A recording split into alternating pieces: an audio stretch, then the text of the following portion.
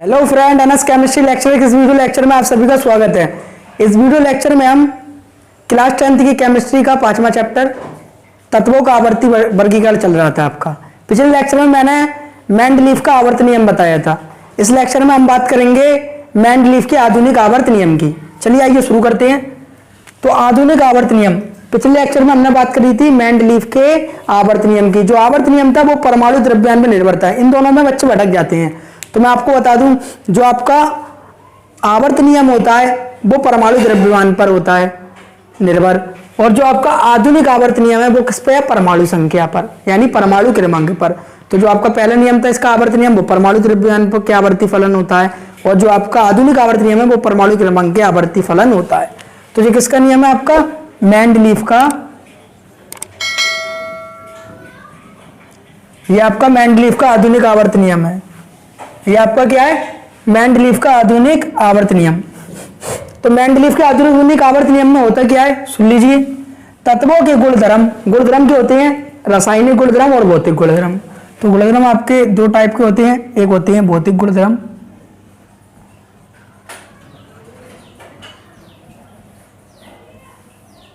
और एक रासायनिक गुणधर्म।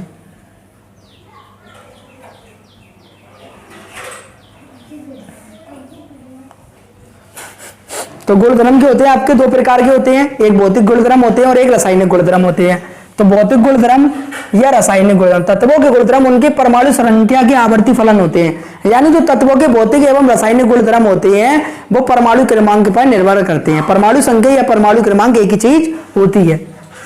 जैसे ये तत्व रखे हुए हैं, तो जैसे H का परमाणु क्रमांक 1, Li का 3, Na का 11, K का 19, ये क्या परमाणु क्रमांक है? तो बढ़ते हुए क्रम पर, यानी तत्वों को उनके परमाणु क्रमांक के बढ़ते हुए क्रम से रखने पर एक सारणी प्राप्त होती है, जिसे आधुनिक आवर्त सारणी कहते हैं।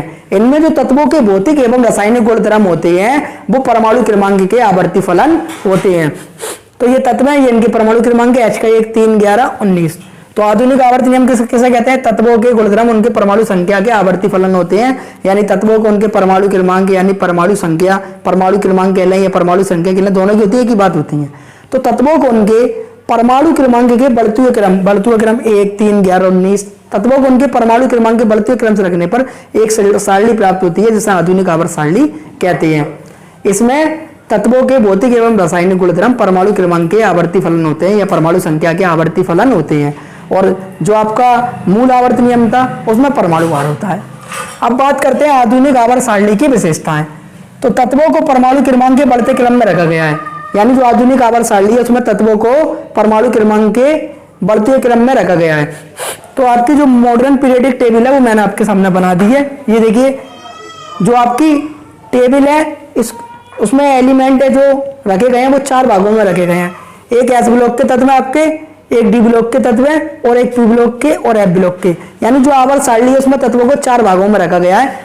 पहले एस ब्लॉक में, दूसरे डी ब्लॉक में, पी, ये नाम है तत्वों के, यानी ये 2 वर्ग है, एस ब्लॉक के तत्व कहलाते हैं, ये आपके डी ब्लॉक के कहलाते हैं, ये आपके पी ब्लॉक के कहलाते हैं, और ये किसके कहलाते हैं? एफ ब्लॉक के तत्व कहलाते हैं। तो तत्वों को परमाणु क्रमांक के बढ़ते क्रम में रखा गया है। ये रखा गया है 1, 3, 11, 19। ये क्या है? इनके परमाणु क्रमांक है। हाइड्रोजन का परमाणु क्रमांक 1, Li का 3, Na का 11 और K का 19। दूसरा, मेंडलीफ की आधुनिक आवर्त सारणी में 18 वर्ग होते हैं। तो मैंने पिछले लेक्चर में भी आपको बताया था, जो खाली खाली पंक्ति होती हैं ऐसे करके ऐसे करके ऐसे करके, इन्हें हम क्या बोलते हैं? वर्ग कहते हैं। और जो लेटी लेटी पंक्ति होती हैं ये क्या कहलाती हैं? हमारी आवर्त कहलाती हैं। तो आपकी जो खाली खाली पंक्तियां होती हैं, लाइनें होती हैं, उन्हें हम क्या कहते हैं? वर्ग कहते हैं। और जो लेटी लेटी पंक्ति होती है उन्हें हम क्या बोलते हैं? आवर्त। तो मेंडलीफ ने बताया मेंडलीफ की आधुनिक आवर्त सारणी में 18 वर्ग और 7 आवर्त होते हैं। तो 18 वर्ग 1, 2, 3, 4, 5, 6, 7, 8, 9, 10, 11, 12, ये 12 होगा, ये 13, ये 14, ये 15, ये 16, ये 17 और ये 18। तो ऐसे क्यों होंगे? आपके 18 हो जाएंगे। तो ये 18 लाइनें हैं, ये मैंने आपके सामने पीरियोडिक टेबल बना दी है। तो मेंडलीफ की जो आधुनिक आवर्त सारणी है उसमें 18 वर्ग है और आवर्त कितने हैं? 7। तो जो खाली खाली पंक्ति होती है ना हम क्या बोलते हैं? वर्ग। जो आपकी खाली खाली पंक्ति होती है ना हम क्या बोलते हैं? वर्ग। तो इसमें कितने हैं वर्ग? 18। 1, 2, 3, 4, 5, 6, 7, 8, 9, 10, 11, 12, 13, 14, 15, 16, 17, 18।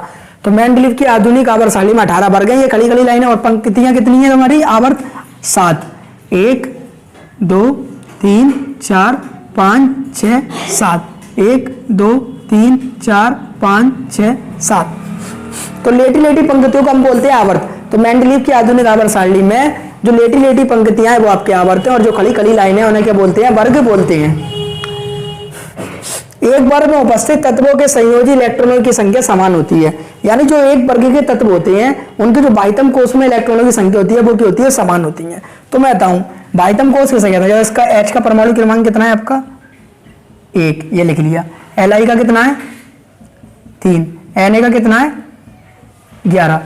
तो आपके जो परमाणु में इलेक्ट्रॉन होते हैं निम्न कक्षाओं में चक्कर लगाते हैं, तो इसकी कुछ गिनती होती है। पहली कक्षा में इलेक्ट्रॉन चक्कर लगाते हैं 2, दूसरी में लगाते हैं 8, तीसरी में लगाते हैं 18 और चौथी में लगाते हैं 32। तो इलेक्ट्रॉन निम्न कक्षाओं में चक्कर लगाते हैं। पहली में लगाते हैं 2, दूसरी में 8, तीसरी में 18, चौथी में 32। जो लास्ट की कक्षा में इलेक्ट्रॉन चक्कर लगाते हैं वो क्या होते हैं? इनमें बराबर होता है। कैसे? जैसे Na का मैंने लगाया तो Na का H का करा, H का 1। ये चक्कर लगाने को हम कहते हैं इलेक्ट्रॉनिक विन्यास। जैसे H का इलेक्ट्रॉनिक विन्यास करा मैंने, इलेक्ट्रॉनिक विन्यास बोलते हैं इसे, इलेक्ट्रॉनिक विन्यास। तो H का जो मैंने करा, H का क्या है? 1 लगाएगा। ऐसे ही मैंने Li का करा, तो Li का पहली कक्षा में कितने लगाते हैं? 2। अब इसके तो बाद 2 है नहीं थे, फिर उसके बाद 8, लेकिन इसके पास कुल कितने? 3 है। 3 तो 8 तो लगा नहीं सकते, तो क्या होता है? 1। तो इसके भी लास्ट में कितना? 1। ऐसे ही Na का करा मैंने इलेक्ट्रॉनिक विन्यास, तो पहली कक्षा में कितने लगाते हैं? 2, फिर उसके बाद 8। अब 18 तो है नहीं है, जो लास्ट में बचा वो लिख दिया, तो कितना बचा? 1। तो इसके 11 हो गए, इसके 3 हो गए, इसको हो गए 1। तो एक वर्ग में उपस्थित तत्वों के जो बाह्यतम कोष होता है, यानी लास्ट वाला कोष होता है, लास्ट वाला सेल होता है, उनमें इलेक्ट्रॉन के होते हैं बराबर पाए जाते हैं। देखो इसमें भी एक, इसमें भी एक, इसमें भी एक। तो यही पॉइंट बताया गया है। एक वर्ग में उपस्थित तत्वों के संयोजी इलेक्ट्रॉनों की संख्या समान होती है। यानी एक वर्ग में उपस्थित इलेक्ट्रॉन के जो संयोजी कोष में बाह्यतम कोष में इलेक्ट्रॉनों की संख्या होती है वो क्या होती है? समान होती है। जैसे इसमें क्या है? इन सबके लास्ट सेल में बाह्यतम कोष में 1 इलेक्ट्रॉन पाया जाएगा। इनके में कितने पाए जाएंगे? 2। इनके में कितने पाया जाएगा? 3। इनके में 4। ऐसे इनके में 5 बाह्यतम कोष में, इनके में 6 और इनके में 7 और इनके में 8। तो ये क्या है? एक वर्ग में उपस्थित जो तत्वों का बाह्यतम कोष होता है उनमें इलेक्ट्रॉनों की संख्या की होती है आपकी समान होती है। चौथा पॉइंट, प्रथम आवर्त में 2 ही तत्व होते हैं जिसे अति आवर्त कहते हैं। तो प्रथम जो आपका आवर्त क्या है? जी वाली लाइन है, ये। तो एक ये तत्व, दूसरा ये तत्व। तो प्रथम आवर्त में कितने तत्व होते हैं? 2, जिसे हम क्या बोलते हैं? अति आवर्त। अब प्रथम आवर्त में आपके तत्व कौन से हैं? हाइड्रोजन और हीलियम। तो आपके प्रथम आवर्त में 2 तत्व होते हैं जिसे हम अति आवर्त बोलते हैं। पॉइंट नंबर 5, इसमें 4 block S, P, D, F बनाए गए हैं। यानी जो आपकी आवर्त सारणी है इसमें तत्वों को 4 ब्लॉकों में बांटा गया है। आपकी जो आवर्त सारणी है इसमें तत्वों को 4 वर्गों में बांटा गया है, जिन्हें हम बोलते हैं ब्लॉक। 4 ब्लॉकों में बांटा गया है, S, P, D, F। तो आपकी जो आवर्त सारणी है इसमें तत्वों को 4 ब्लॉकों में बांटा गया है, S, P, D, F जो ये आएंगे। तो ये आपके S ब्लॉक के तत्व है, यानी जो 2 वर्ग हैं ये S ब्लॉक के तत्व कहलाते हैं। और जो आपके ये 10 वर्ग हैं, D के कितने होते हैं? 10। D के होते हैं आपके 10 वर्ग, तो आपके ये कहलाते हैं, इसमें 10 वर्ग होते हैं। P ब्लॉक के तत्व ये कहलाते हैं, इसमें आपके 6 वर्ग होते हैं। तो ये हमारे S ब्लॉक के तत्व होते हैं, ये 2 वर्ग होते हैं इनके। ये D ब्लॉक के तत्व होते हैं, इनके 10 वर्ग होते हैं। ये आपके P ब्लॉक के तत्व होते हैं, इनके 6 वर्ग होते हैं। और नीचे F ब्लॉक के तत्व होते हैं, ये आपके, इन्हें हम F ब्लॉक के तत्व कहते हैं। तो इसमें 4 ब्लॉक SPDF बनाए गए हैं। S ब्लॉक ये है, P ब्लॉक ये है, D ब्लॉक ये है और F ब्लॉक ये है। तो आवर्त सारणी को आपके 4 ब्लॉक में रखा गया है, S ब्लॉक में, P ब्लॉक में, D ब्लॉक में और F ब्लॉक में। अब इनसे रिलेटिव क्वेश्चन भी पूछ लेता है, जिसको मैंने नीचे लिखा है, आइए देखते हैं। S ब्लॉक के प्रथम वर्ग के तत्व को क्षारीय धातु, उसने पूछ लिया S ब्लॉक के प्रथम तत्व के वर्ग को क्या कहते हैं, यानी जो S ब्लॉक का प्रथम वर्ग है इसको किस नाम से जानते हैं? तो इसको हम जानते हैं क्षारीय धातु के नाम से, क्षारीय धातु के नाम से। तो S ब्लॉक का जो प्रथम वर्ग के तत्व है उनको हम क्षारीय धातु के नाम से जानते हैं। और जो S ब्लॉक का दूसरा वर्ग है इसका नाम, इसको जानते हैं हम क्षारीय मृदा धातु के नाम से, क्षारीय मृदा धातु के नाम से। तो S ब्लॉक का जो पहला वर्ग है उसको क्षारीय धातु के नाम से जानते हैं, और S ब्लॉक का जो आपका दूसरा वर्ग है उसको हम क्षारीय मृदा धातु के नाम से जानते हैं। पी ब्लॉक के तत्वों को निरूपक तत्व भी कहते हैं। क्वेश्चन आ जाए पी ब्लॉक के तत्व को और किस नाम से जानते हैं, तो पी ब्लॉक के तत्वों को हम किस नाम से जानते हैं, निरूपक तत्वों के नाम से। पी ब्लॉक के तत्वों को निरूपक तत्व भी कहते हैं।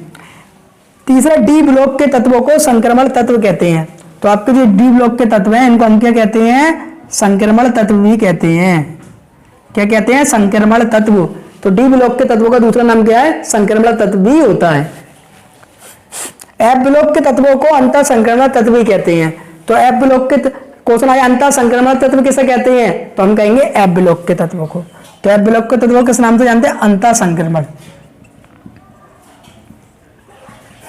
अंतः संक्रमण तत्व क्यों कहते हैं, क्योंकि एफ ब्लॉक डी ब्लॉक में रखे गए थे, डी ब्लॉक में से उठा के हमने इसको बाहर रख दिया है। यानी जो आवर्त सारणी की जो स्थिति बिगड़ रही थी, आगे पीछे हो रही थी, तो एफ ब्लॉक तत्व आते हैं डी ब्लॉक में, डी ब्लॉक में से उठा के यहाँ पर रख दिया गया है, इसलिए इसको अंतः संक्रमण कहते हैं। यानी जो किसी के अंदर थे, ये डी ब्लॉक के अंदर से थे, डी ब्लॉक के अंदर से इनको निकाल के रखा गया है। तो एफ ब्लॉक के तत्वों को क्या कहते हैं, अंतः संक्रमण तत्व कहते हैं।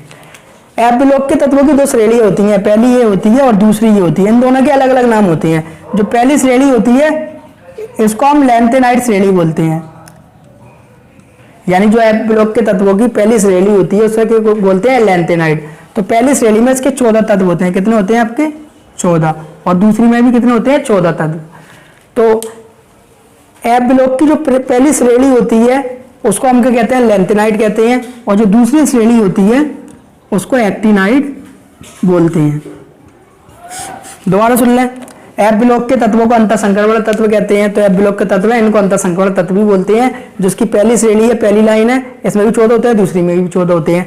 जो पहली वाली लाइन होती है, श्रेणी होती है, इसकी उसको हम लैंथेनाइड बोलते हैं। और जो दूसरी वाली होती है उसको एक्टिनाइड श्रेणी बोलते हैं। इसका आप स्क्रीनशॉट ले लें। तो मेन जो बात थी वो याद रखने की, वो ये है, जो आपका मेंडलीफ का आधुनिक आवर्त नियम है वो परमाणु क्रमांक के आवर्ती फलन होता है। यानी जो तत्वों के भौतिक एवं रासायनिक गुण होते हैं वो परमाणु क्रमांक पर निर्भर करते हैं, और जो मूल आवर्त नियम था वो परमाणु द्रव्यमान पर निर्भर करता है। बात करेंगे आधुनिक आवर्त सारणी की प्रवृत्ति की। तो प्रवृत्ति किसे कहते हैं, प्रवृत्ति कहते हैं हम गुणों को। यानी जो तत्व होते हैं वो वर्ग में जाने पर अपने क्या गुण दिखाते हैं और आवर्त में उनके क्या गुण होते हैं। तो हम बात करेंगे गुणों की, यानी तत्वों के वर्ग में क्या इफेक्ट पड़ता है, वर्ग में ऊपर से नीचे की ओर जाने पर। तो आधुनिक आवर्त सारणी की प्रवृत्ति हम बोलते हैं गुणों को। तो गुणों में हम बात करेंगे वर्ग में ऊपर से नीचे की ओर, हम जैसे हाइड्रोजन से फ्रांसियम के ऊपर जा रहे हैं तो क्या चीज बढ़ती है, क्या चीज घटती है। और आवर्त में हम दाएं से बाईं ओर तरफ जा रहे हैं तो क्या इफेक्ट पड़ेगा। तो पहले हम बात करते हैं परमाणु त्रिज्या की।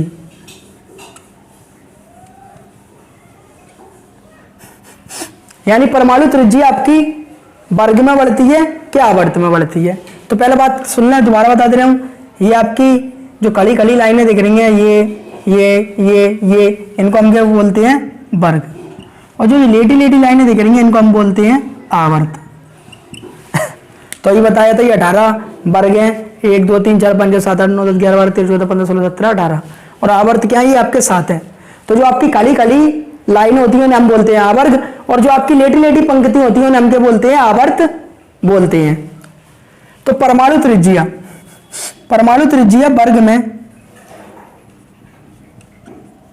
याद रखना, वर्ग में ऊपर से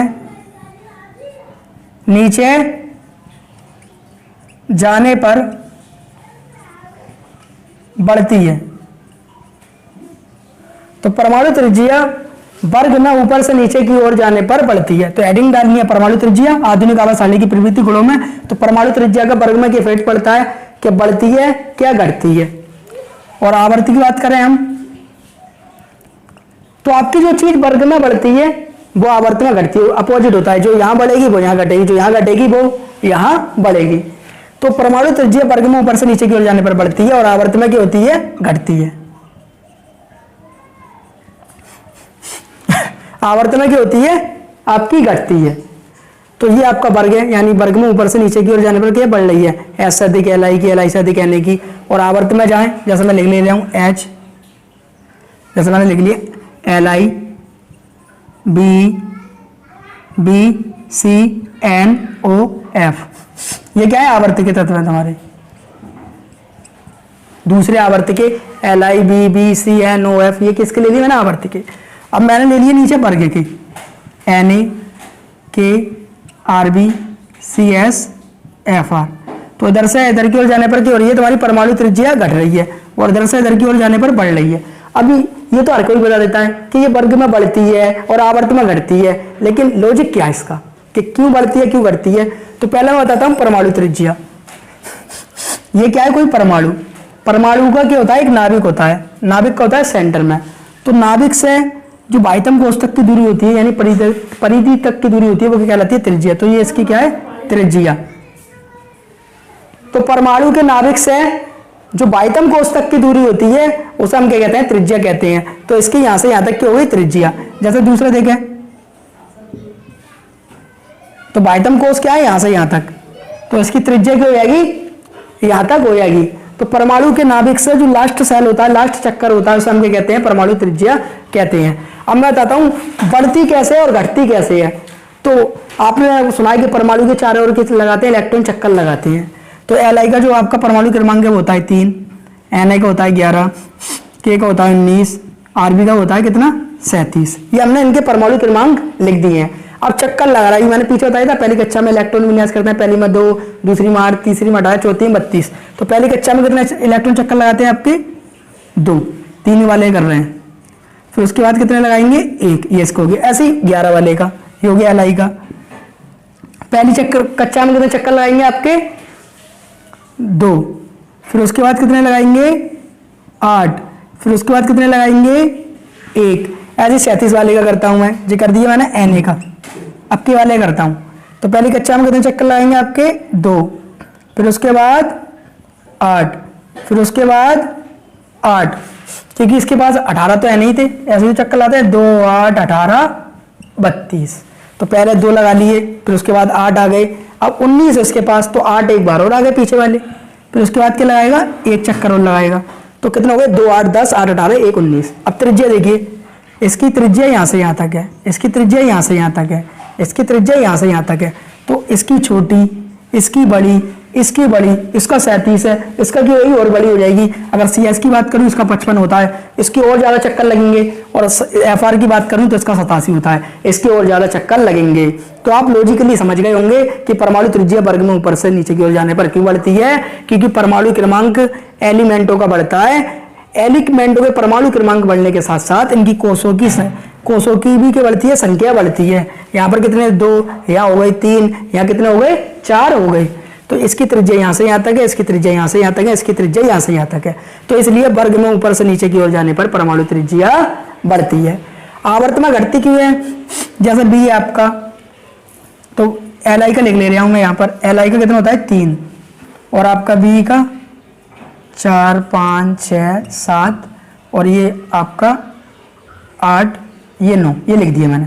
तो ये किसका है, Li, ये क्या है आपका B का, ये B का परमाणु क्रमांक है, ये C का है, ये आपका N का है, ये O का है, और ये किसका है, F का। ये सभी तत्वों के परमाणु क्रमांक मैंने लिख दिए हैं। ये Li का है, ये B का, ये B का है, ये C का, ये N का, ये O का है, और ये किसका है, F का। अब चक्कर लगाएं, तो पहली में चक्कर लगाए 2, फिर उसके बाद कितने लगाएंगे, 1। ऐसे इसका पहली में चक्कर लगाए 2, फिर उसके बाद कितने लगाएंगे, 2। तो यहाँ 1 हो गया, यहाँ 2 हो गया, यहाँ 5 है तो 1 और बढ़ जाएगा। पहले में कितने चक्कर लगाए आपके, 2, फिर उसके बाद कितने हो जाएंगे, 3। तो आप देख रहे हैं क्रम से बढ़ रहे हैं।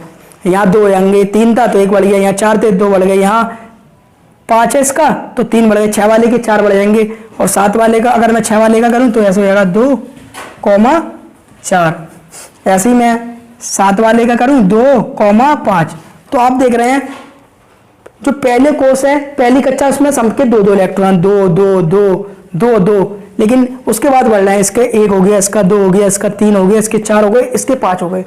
तो परमाणु बैलून की तरह होता है। जैसे एक बैलून है, गुब्बारा है, अब गुब्बारे को आप दबाएं, बैठे, यहाँ पर एक इलेक्ट्रॉन बैठा था तो थोड़ा दबा, यहाँ 2 इलेक्ट्रॉन एक ही पे बैठ गए तो थोड़ा और दबेगा, यहाँ 3 बैठ गए तो और दबेगा, यहाँ चौथे पे और बैठ गए तो और दबेगा, यहाँ 5 पे और बैठ गए तो और दबेगा। जैसे पॉलीथीन है, पॉलीथीन में मैंने फूंक मार दी, 1 डिल्ला डाला थोड़ी पिचकेगी, 2 डिल्ले डाले और पिचकेगी, 3 डिल्ले डाले और पिचकेगी, 4 डाले और पिचकेगी। अगर मैं ऐसे डालते रहूं तो वो बिल्कुल चिपक जाएगी। ऐसी परमाणु होता है। अगर एक ही कोष पर इलेक्ट्रॉनों की संख्या बढ़ती जाती है तो परमाणु सिकुड़ता है, सिकुड़ने के कारण उसकी त्रिज्या घट जाती है। यानी ऐसा था, ये 2 थे, 1 था, तो ये थी। अब इसके ऊपर क्रम से इलेक्ट्रॉन बढ़ रहे हैं, 1 2 3 4, तो धीरे धीरे क्या होगा, ये इसमें सिकुड़ा होएगा, ये क्या होगा, आपस में चिपक जाएगा, तो उसकी परमाणु त्रिज्या क्या हो जाएगी, घट जाएगी।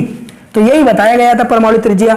वर्ग में ऊपर से नीचे की ओर जाने पर परमाणु त्रिज्या बढ़ती है तथा आवर्त में बाईं से दाईं ओर जाने पर परमाणु त्रिज्या की होती है, आपकी घटती है। तो ये परमाणु त्रिज्या थी, इसका आप स्क्रीनशॉट लें, फिर आगे और पॉइंट की बात करते हैं। बात करते हैं और लक्षणों की। तो दूसरा लक्षण है आपका धात्विक लक्षण। तो जो आपका धात्विक लक्षण होता है वो वर्ग में बढ़ता है। तो आपका जो धात्विक लक्षण होता है वो वर्ग में बढ़ता है, और मैंने आपको बताया जो वर्ग में बढ़ता है वो आवर्त में बढ़ेगा, और जो आवर्त में घटेगा वो वर्ग में बढ़ेगा। और धात्विक लक्षण आपका आवर्त में घटेगा। तो जो खाली खाली लाइनें होती हैं ये आपको दिख रही हैं, ये क्या है, वर्ग, और जो लेटी लेटी पंक्ति होती है उसे हम क्या बोलते हैं, आवर्त। तो धात्विक लक्षण में क्या लिखेंगे, वर्ग में ऊपर से नीचे की ओर जाने पर धात्विक लक्षण बढ़ता है तथा आवर्त में जाने पर घटता है। तो अधात्विक लक्षण वर्ग में बढ़ता है आपका और आवर्त में घटता है। अब बात करते हैं आधात्विक लक्षण की। तो आधात्विक लक्षण अपोजिट होता है। जो आपका आधात्विक लक्षण होता है ये आवर्त में बढ़ता है। क्या बढ़ता है, आवर्त में, आवर्त में बढ़ता है, और आपका वर्ग में घटता है। तो आपका तीसरा क्या है, आधात्विक लक्षण। आधात्विक यानी आधातु, तो ये गैस है सब देखो आवर्त में। दूसरे वाले में देखिए कार्बन आधातु है, नाइट्रोजन आधातु है, ऑक्सीजन आधातु है, फ्लोरीन क्या है, आधातु में। तो आधात्विक लक्षण आपका क्या है, और ये सब क्या है, धातु। कौन सी, पहले वाले वर्ग की। तो इसलिए ये लिखा हुआ है आधात्विक लक्षण। तो जो आपका आधात्विक लक्षण होता है वो आवर्त में बढ़ता है, यानी इधर से इधर की ओर जाने पर बढ़ता है। Li से अधिक बी का, बी से अधिक बी का, बी से अधिक सी का, सी का अधिक एन का।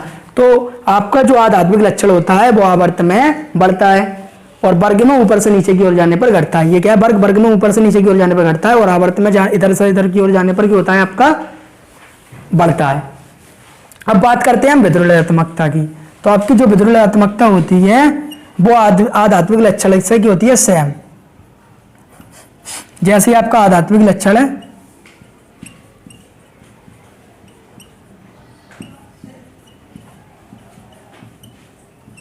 जैसे आपका आधात्विक लक्षण है वैसी की होती है विद्युल्यनात्मकता।